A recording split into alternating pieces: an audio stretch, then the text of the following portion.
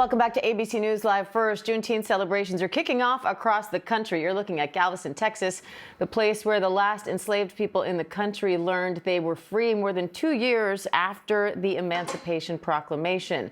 Now, celebrations will be kicking off across the country, but organizers tell ABC News President Trump's push against DEI policies has led some cities to scale back festivities this year.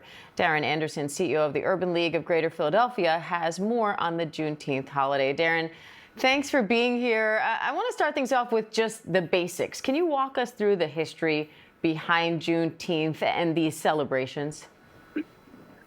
As a native Texan, Juneteenth is a jubilee. It is a celebration of Black culture, of Black heritage. It came to be in 1865 in June, is when slaves were told by Union soldiers that they had been free, which is 6 months after the signing of the 13th Amendment, and as well as about 2 years after the Emancipation Proclamation.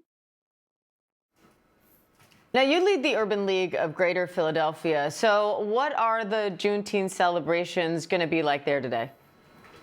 There's celebrations all across the city, festivities. There's an opportunity for us to engage with culture, with culture of individuals. It's an opportunity for us to reflect back on the long history of how Africans have impacted this country and how Black culture have shaped and has imperatives that have been important with the shaping and with the understanding of who we are and who we are as a country.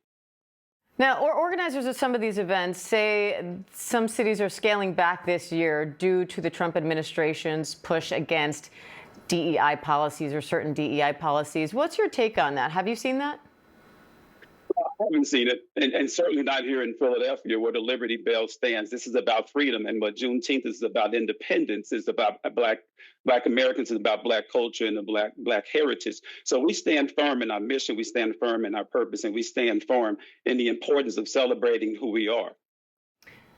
So what's the appropriate way to celebrate Juneteenth? Is this something that is reserved for Black people and African Americans in the United States, or should white people get involved too? Walk us through that part of it.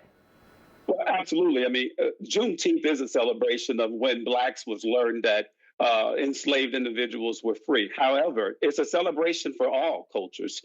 African American history is American history. The significant input that we had in this country should be celebrated by all. We should come together, have this conversation, have this dialogue, continue to be open with one another, and to have a better understanding. This is about diversity, this is about equity, and this is also about inclusion. And it's bringing everyone together so we can have a form of allyship. So what are some of your favorite ways to celebrate Juneteenth and some of the favorite ways you suggest celebrating Juneteenth? Well, you know, as a Texan, I've been celebrating this since birth. I'm 50 years of age, and it's been all the time, every day. Since 1866 in Texas, we have been celebrating this, started in Galveston, Texas. So we're going to have food. We're going to have book readings. We're going to have celebrities that's going to come in to the city. We're going to celebrate music. We're going to celebrate who we are in the totality, but we want to celebrate ourselves with the understanding that we are a part of American history and we should be celebrated as such. All right, Darrin Anderson, CEO of the Urban League of Greater Philadelphia. Thank you and happy Juneteenth to you. Thank you for having me.